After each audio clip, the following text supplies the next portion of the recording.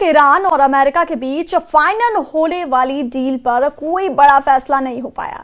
इधर नेतन्याहू ने दो टूक कह दिया कि वो दक्षिणी लेबनान पर हमले नहीं रोकेंगे। दावा किया जा रहा है कि ट्रंप की लाख कोशिशों के बावजूद इजराइल ने हिजबुल्लाह पर भीषण हमले की तैयारी पूरी कर ली है।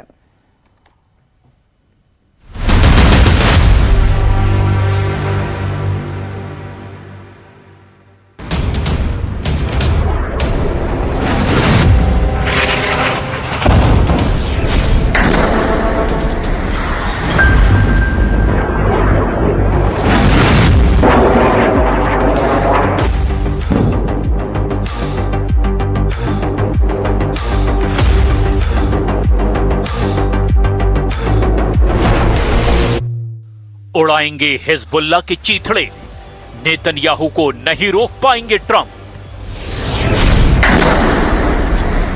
39 दिन तक ईरान को रौंदने वाले इजराइल और अमेरिका 28 फरवरी 2026 से अब तक ईरान को काबू नहीं कर पा रहे हैं। 115 दिन से ईरान युद्ध, तनाव और डील को लेकर जो एड़ी चोटी का जोर लगाया जा रहा है, वो अभी तक फाइनल डील पर नहीं पहुंच पाया है। दावा किया जा रहा है कि ईरान डील में इस वक्त अमेरिका की नजर में अगर कोई सबसे बड़ा विलन है तो वो है इजराइल, जो स्विट्जरलैंड में ईरान डील पर मीटिंग के दौरान भी लेबनान पर हमला करने पर उतारू है। और प्रधानमंत्री नेतन्याहू हिजबुल्लाह का सफाया करने का ऐलान कर रहे हैं, जबकि ईरान डील से जुड़े एमओयू में साफ दावा किया गया कि अगर लेबनान पर या फिर हिजबुल्लाह के अड्डों पर इजराइल हमला करेगा तो वार्ता रोक दी जाएगी। ट्रंप भी 3 हफ्ते में कम से कम 2 बार प्रधानमंत्री नेतन्याहू को धमकी दे चुके हैं कि अगर इजराइल ने लेबनान पर हमले नहीं रोके तो इजराइल दुनिया में अकेला रह जाएगा। लेकिन इसके बावजूद दक्षिणी लेबनान पर इजराइल ने बढ़त बनाना शुरू कर दिया है। पिछले 12 दिनों में ही इजराइल ने दक्षिणी लेबनान में 850 से ज्यादा अड्डों और हिजबुल्लाह के ठिकानों पर हमले कर दिए।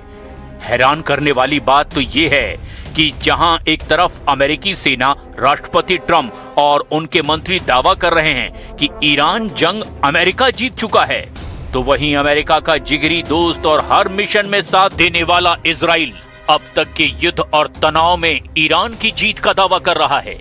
इजराइल में एक बहुत बड़े और कड़े मानकों के आधार पर हुए सर्वे में इजराइल ने 2 टूक कहा कि ईरान जंग जीत गया है। 92.1% इजरायली ने सर्वे में 2 टूक कहा कि ईरान एक विजेता बनकर उभरा है। कुल मिलाकर स्विट्जरलैंड में ईरान डील किसी भी वक्त रुक सकती है, क्योंकि इजरायली सेना अब दक्षिणी लेबनान में 10 किलोमीटर अंदर घुसकर न सिर्फ हिजबुल्लाह पर हमला करने जा रही है, बल्कि 10 किलोमीटर का बफर जोन भी बनाने जा रही है। यानी अब मामला पलटता जा रहा है। लेकिन हम शुरुआत करते हैं प्रधानमंत्री नेतन्याहू के उन तेवरों से जिसे ट्रंप भी काबू नहीं कर पा रहे हैं। लेबनान में 10 किलोमीटर का बफर जोन, हिजबुल्लाह पर हमले शुरू। एक तरफ पर्दे के पीछे स्विट्जरलैंड में अमेरिका और ईरान के बीच बड़े शांति समझौते यानी एमओयू की बिसात बिछाई जा रही है, तो दूसरी तरफ जमीनी मोर्चे पर इजराइल और हिजबुल्लाह ने एक दूसरे पर विनाशकारी हमले शुरू कर दिए हैं। पिछले 12 दिनों में इजराइल ने ईरान डील की रत्ती भर परवाह न करते हुए दक्षिणी लेबनान पर अंधाधुंध हमले शुरू कर दिए हैं।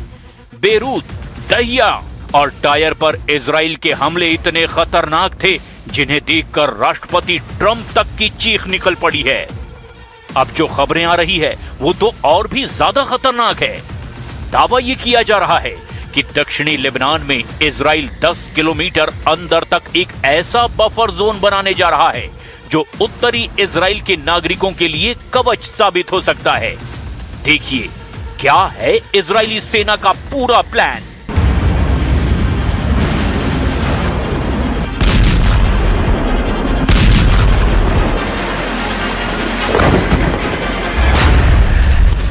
इजरायली प्रधानमंत्री बेंजामिन नेतन्याहू ने साफ कर दिया है कि स्विट्जरलैंड में अमेरिका ईरान के बीच चाहे जो भी डील हो, इजरायली सेना दक्षिणी लेबनान में बने सुरक्षा क्षेत्र से पीछे नहीं हटने वाली।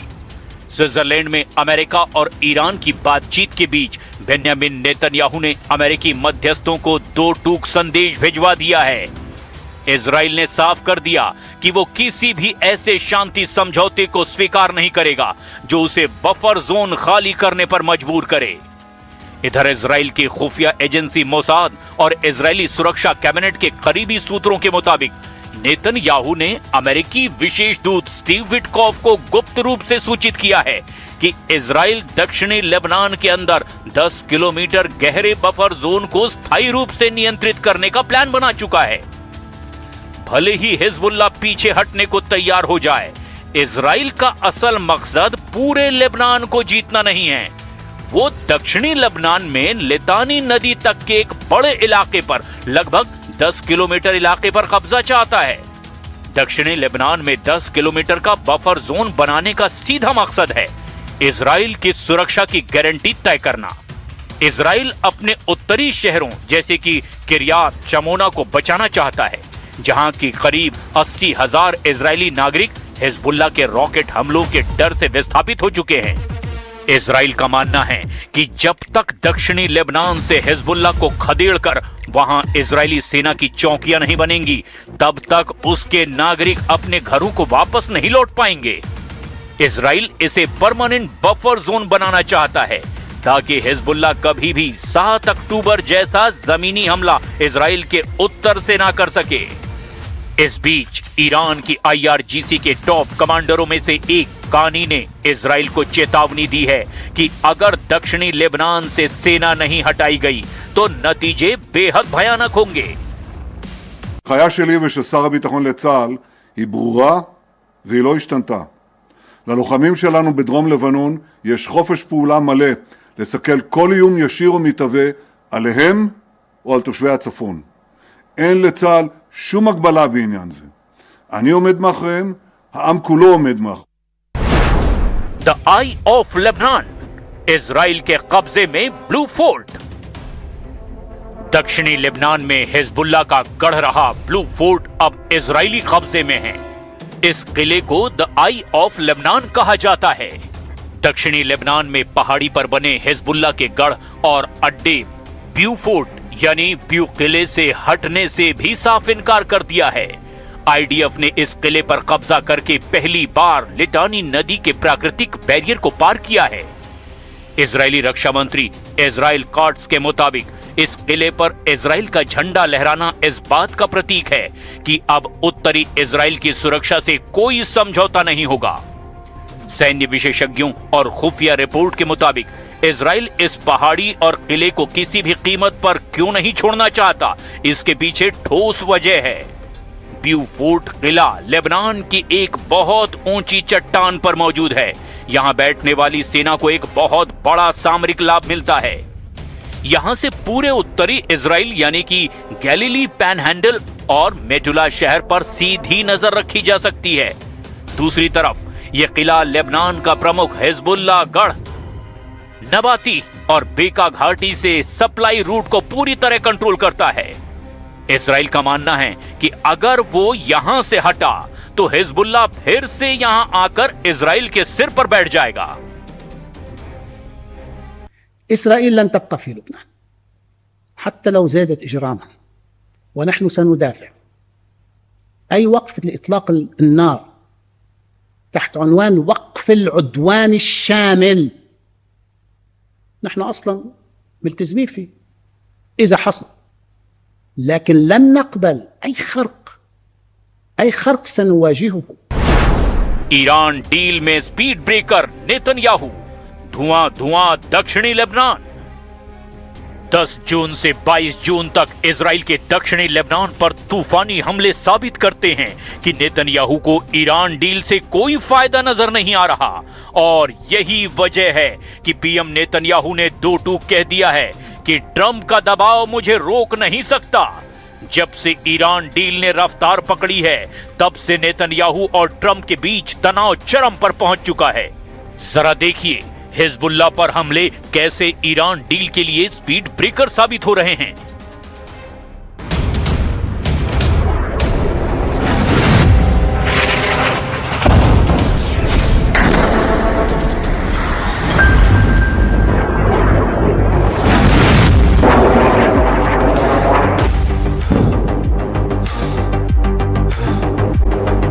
जंग अब बेहद खूनी और हाईटेक हो चुकी है। एक तरफ मॉस्को पर यूक्रेन अंधाधुंध मिसाइल हमले कर रहा है, तो वहीं दूसरी तरफ रूस ने यूक्रेन के कई इलाकों पर गाइड बम से ऐसे प्रचंड हमले किए हैं जिसे देखकर जेलेंस्की तक दहल गए। जेलेंस्की ने यहां तक दावा कर दिया कि रूस अगले कुछ घंटों में बहुत बड़ा हमला करने वाला है।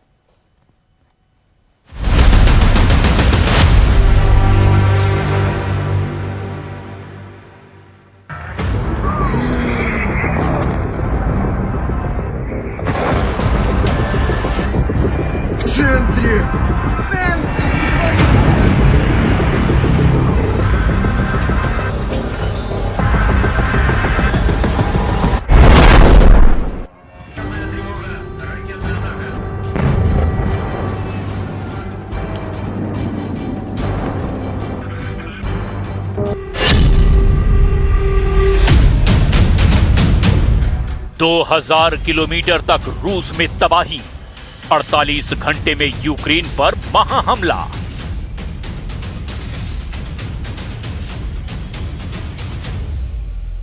रूस और यूक्रेन 4 साल 4 महीने से ज्यादा की जंग में इस वक्त सबसे खूनी हमले एक दूसरे पर कर रहे हैं।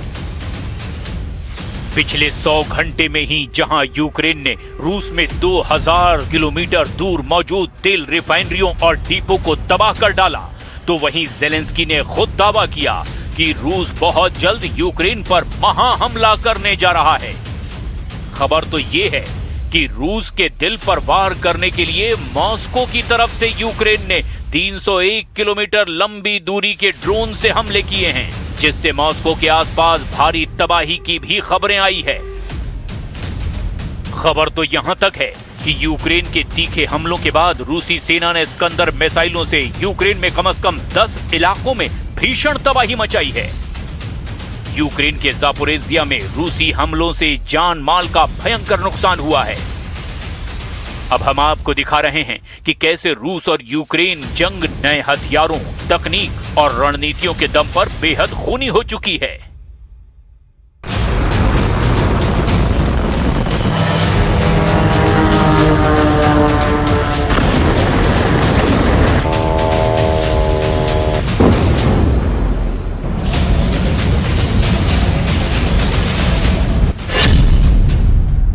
चला डाला जापोरेजिया, मॉस्को टू क्राइमिया 300 ड्रोन हमले।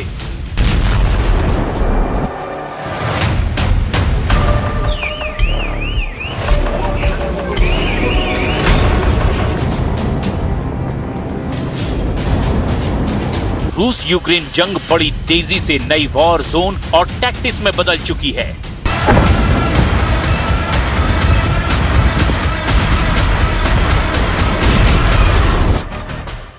इस समय युद्ध का केंद्र डॉनबास से कुछ हद तक के हटकर क्रीमिया, लॉजिस्टिक्स, ईंधन नेटवर्क और ड्रोन युद्ध बन गया है। रूस की रणनीति है कि यूक्रेन को लगातार थकाकर उसकी वायु रक्षा और सैन्य ढांचे को तबाह कर दे, जबकि यूक्रेन की रणनीति है रूस के कब्जे वाले क्रीमिया और रूस की सप्लाई लाइनों को तोड़ना, ताकि मोर्चे पर रूसी सेना की क्षमता कमजोर हो जाए। जेलेंस्की की चेतावनी को देखते हुए अगले कुछ दिन बड़े ड्रोन और मिसाइल हमलों के लिहाज से बहुत महत्वपूर्ण माने जा रहे हैं। हालांकि बड़ा हमला कितना बड़ा होगा ये साफ नहीं है, लेकिन जो हमले पिछले 24 घंटे में हुए उन्हें भी जान लीजिए।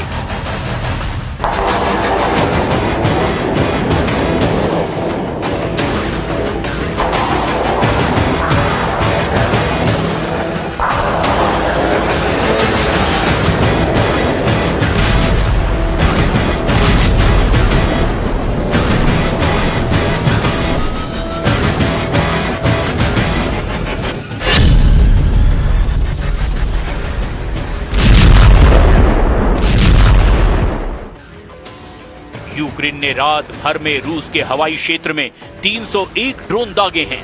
मॉस्को के मेयर सर्गेई सोबियानिन ने साफ तौर पर कहा, अकेले मॉस्को की तरफ बढ़ रहे करीब 60 ड्रोनों को मार गिराया गया है।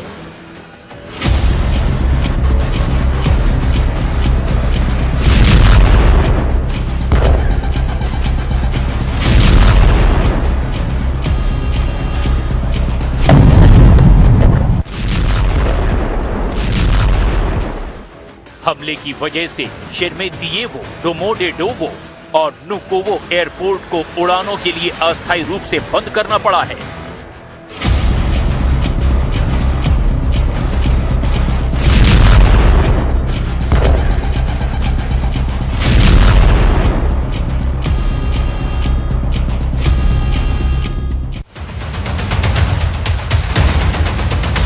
रूस ने इस बार जापोरिजिया शहर पर भारी मात्रा में गाइडेड एरियल बमों से हमला किया है।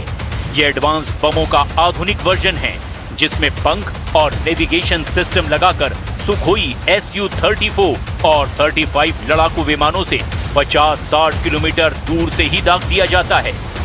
राष्ट्रपति व्लादिमीर ज़ेलेंस्की के आधिकारिक बयान के मुताबिक 20 से 21 जून के दरमियान हुए इन बम धमाकों में 5 नागरिकों की मौत हो गई है और बच्चों समेत 26 से ज्यादा लोग गंभीर रूप से घायल हुए हैं।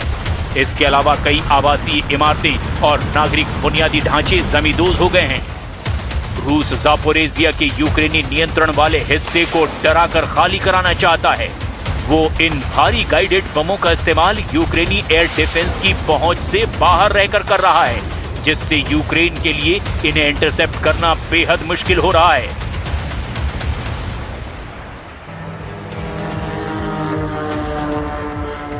वहीं यूक्रेन के द्वारा रूस के सप्लाई रूट और तेल डिपो पर किए गए सिलसिलेवार हमलों के बाद रूस के कब्जे वाले क्रीमिया में आम नागरिकों और व्यवसायों के लिए पेट्रोल डीजल की बिक्री पर पूरी तरह रोक लगा दी गई है। ईंधन केवल सुरक्षा बलों और आवश्यक आपातकालीन सेवाओं को ही दिया जा रहा है।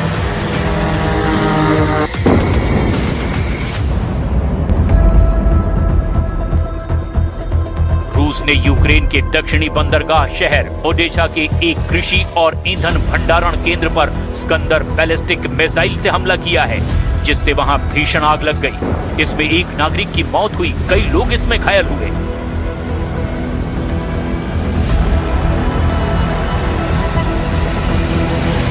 रूस ने ओडेशा के तटीय इलाकों और पोर्ट इंफ्रास्ट्रक्चर को भी निशाना बनाने के लिए स्कंदर बैलिस्टिक मिसाइलों और भारी मात्रा में शाहिद सुसाइड ड्रोन का भी इस्तेमाल किया।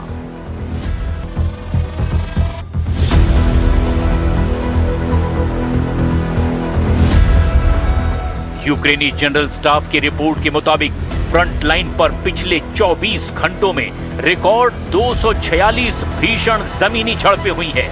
रूस ने करीब 84 हवाई हमले किए और 275 गाइडेड बम गिराए हैं।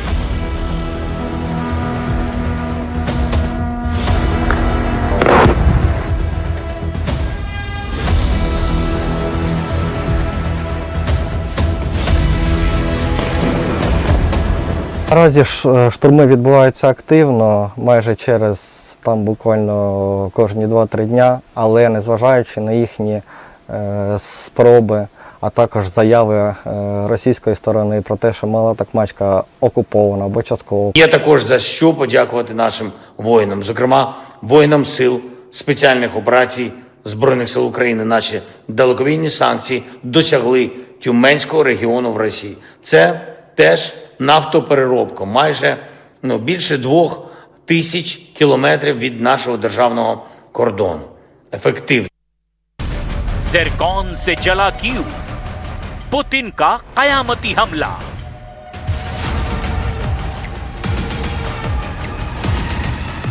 पिछले 100 घंटे में रूस के हवाई हमलों के बाद से राजधानी कीव के कई हिस्सों में बिजली गुल है। 15 लोगों की मौत हो चुकी है और दर्जनों अस्पताल में जिंदगी और मौत की जंग लड़ रहे हैं। फ्रांस के विदेश मंत्री ने इस हमले की तुलना नोट्रे डैम कैथेड्रल पर हुए हमले से की है।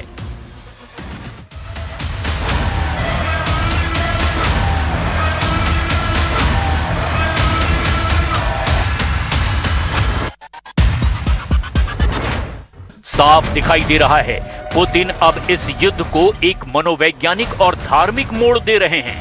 अब ऐसे दावे किए जा रहे हैं कि सबसे हैरान करने वाली बात इसमें ये कि रूस ने यूक्रेन पर ज़िरकॉन हाइपरसोनिक मिसाइलों से हमला किया और इसने सभी को चौंका दिया है।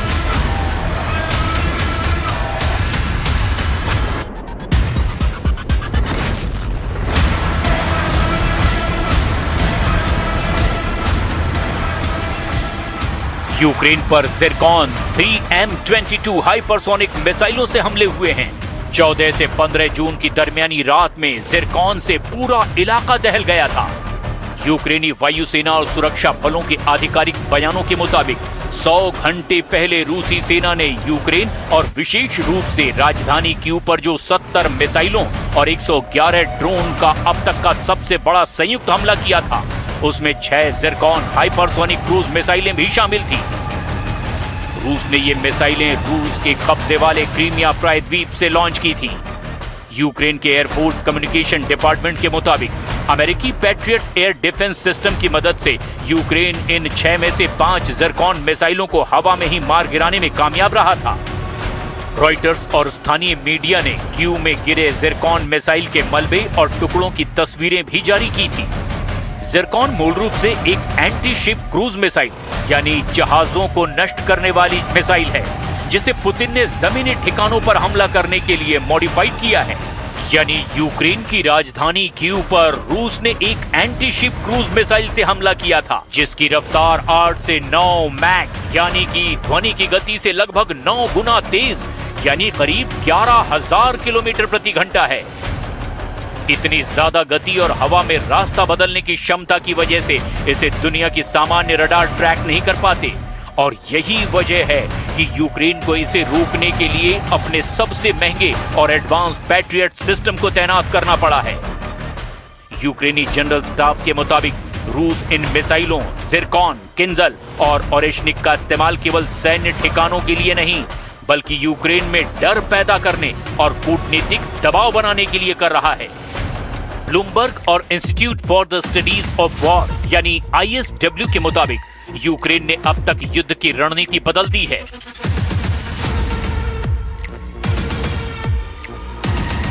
यूक्रेन ने रूस के भीतर 2000 किलोमीटर गहरे औद्योगिक इलाकों को निशाना बनाना शुरू कर दिया है। इसी वजह से रूस के भीतर सैन्य ईंधन की किल्लत 40% तक बढ़ गई है। सबसे सनसनीखेज इनपुट क्रीमिया प्रायद्वीप से है। यूक्रेन ने क्रीमिया को रूस से जोड़ने वाले तीनों मुख्य पुलों को पूरी तरह से डैमेज कर दिया है।